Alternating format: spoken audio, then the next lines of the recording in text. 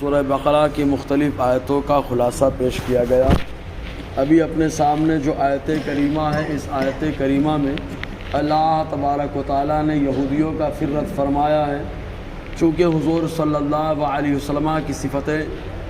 پچھلے انبیاء کرام نے بڑے واضح طور سے بیان فرمائے، اپنے امتیوں کے درمیان وہ یہودیوں میں کے چرچے میں رہے، اسی لیے یہودی جو ہے حضور صلی اللہ علیہ وسلم کی ایک ایک خوبی اور ایک ایک باتوں کو جانتے تھے، حتیٰ کہ حضرت عبداللہ ابن سلام رضی اللہ تعالیٰ عنہ جب ایمان لائے تو حضرت عمر رضی اللہ تعالیٰ عنہ نے ان سے پوچھا، یہ بتاؤ کہ یہودیت میں اور بنی اسرائیل میں حضور صلی اللہ علیہ وسلم کی شناخت کے تعلق سے کیا معاملہ ہے؟ تو حضرت عبداللہ ابن سلام رضی اللہ تعالیٰ عنہ فرماتے ہیں، آدمی کو اپنے بچے کے بارے میں تو شک ہو سکتا ہے کہ آیا میرا ہے یا کسی اور کا، لیکن حضور صلی اللہ علیہ وسلم جو نبی آخر الزمان، ان کے بارے میں ذرہ برابر بھی شک نہیں ہے، ہر کوئی جانتا ہے۔ خود حضرت ماں صفیہ رضی اللہ تعالی عنہ بیان فرماتی ہے کہ جب حضور صلی اللہ علیہ وسلم ہجرت فرما کر کے مدینہ طیبہ آئے، ابھی حضرت ماں صفیہ رضی اللہ تعالی عنہ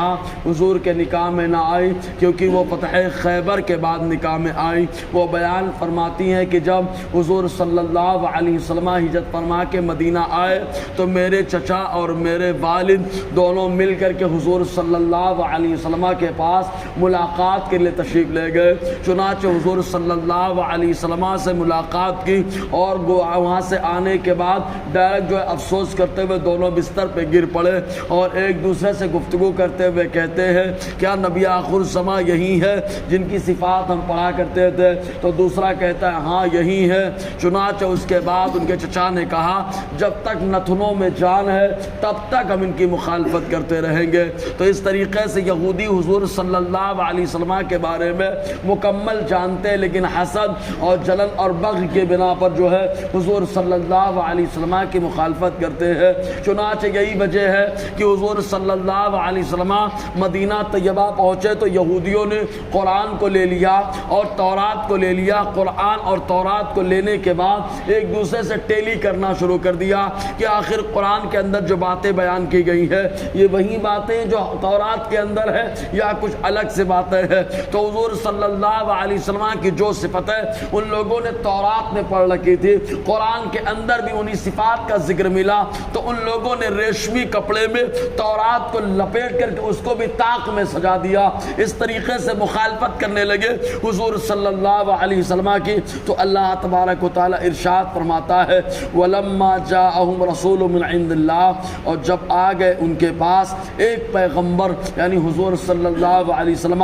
اللہ کے پاس سے، مُصَدِّقٌ لِمَا مَعَهُمْ، اس کی تصدیق کرتے ہوئے جو ان کے ساتھ ہے، یعنی تورات کی جو اوصاف تورات کے اندر بیان کیے گئے، جیسے دو قبلے والا ہونا، آقا علیہ السلام کی یہ صفت ہے کہ خانہ کعبہ کی طرف چہرہ کر کے نماز اور مسجد اقصیٰ کی طرف بیت المقدس کی طرف چہرہ کر کے نماز، اور خود ایسی آقا علیہ السلام کی صفات کہ نہ حضور صلی اللہ علیہ وسلم بڑے لمبے اور نہ ہی بہت پست قد ہوں گے، کیونکہ جب آدمی زیادہ لمبا ہوتا ہے وہ بھی نظروں میں اچھا نہیں لگتا، اور پست قد ہو وہ بھی نہیں لگتا، تو درمیان قد حضور صلی اللہ علیہ وسلم کا۔ ایسے ہی بہت ساری صفات حضور صلی اللہ علیہ وسلم کی مذکور اس کے اندر، اور انہی صفات کا ذکر قرآن میں پایا جاتا ہے۔ تو مصدق لما معہم، ان کی تصدیق کرتا ہوا جو ان کے ساتھ ہے۔ نبذ فریق من الذین اوتوا الکتاب کتاب اللہ وراء ظہورہم، پھینک دیا ان میں سے ایک گروہ نے، ان میں سے جن کو کتاب ملی ایک گروہ نے کتاب اللہ کی کتاب یعنی تورات کو، وراء ظہورہم، اپنی پیٹھ کے پیچھے، کأنہم لا یعلمون، گویا کہ وہ اس کے تعلق سے کچھ جانتے ہی نہیں۔ چنانچہ اس سلسلے میں